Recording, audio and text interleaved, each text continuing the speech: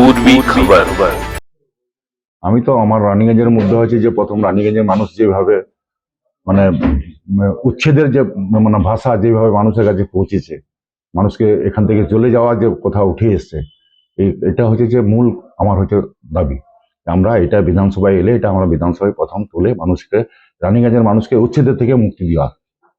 রানীগঞ্জে call কারখানা বন্ধ আছে, রাস্তার জঞ্জটটা তো আছে, জঞ্জটটা সেটাও আমরা পরিকল্পনা করেছি এবং আমরা যদি বিধানসভায় ফিরে আসি, আমরা রানীগঞ্জের জঞ্জাল বা এই উচ্ছেদের বিষয়টাকে নিয়ে বা এই কলকারখানার যে সমস্যাগুলো, এই সরকার মানে দুই সরকার মিলে কর্মস্থান থেকে তো মানুষকে বঞ্চিত করেছে। এই সরকার মানে রাজ্য সরকার, কেন্দ্রের সরকার, এই দুই সরকার হচ্ছে যে আমাদের শ্রমজীবী খেটে খাওয়া মানুষ যারা দৈনন্দিন প্রতিদিন মাঠে ঘাটে কাজ করে যা বা কলকারখানায় কাজ করে খেত, সেই সমস্ত জায়গা থেকে তাদেরকে বঞ্চিত করা হয়েছে।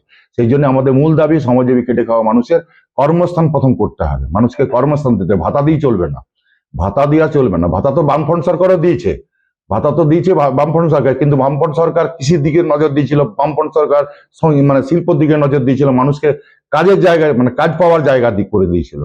এটা নয়, এদের মতো নয় যে বামফ্রন্ট সরকার মতো নয় যে মানুষকে কাজের থেকে বঞ্চিত করে মানুষকে মানে অনাহারে ঠেলে দেওয়ার মতো এই মানসিকতা আমাদের বামফ্রন্ট সরকারের ছিল না।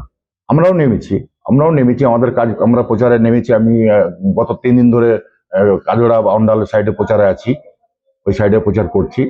কিন্তু প্রচারে যা আমাদের সাড়া, তাতে কংগ্রেস, তৃণমূল আর বিজেপিকে পরাস্ত করার মানে সমস্ত মানুষ একই জোটে রায় মাথায় বলছে যে তাদের পরাস্ত করার, একটাও ভোট নয় তাদের।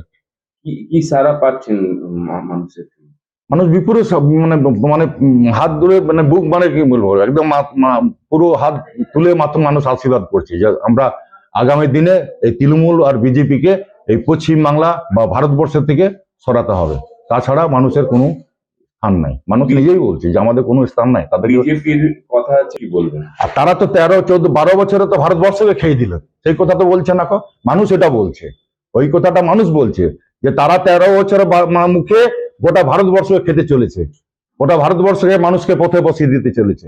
এটা তো বলছে না বিজেপি, সাদা মানুষ বলছে। এটা মানুষ বলছে, মানুষের কাছে গেলে তারা শুনতে পাবে, যে তারা এই কথাটা শুনতে পাবে যে বামফ্রন্ট সরকার 34 বছরে মানুষের কাছে যা করেছে মানুষ জানে সেটা।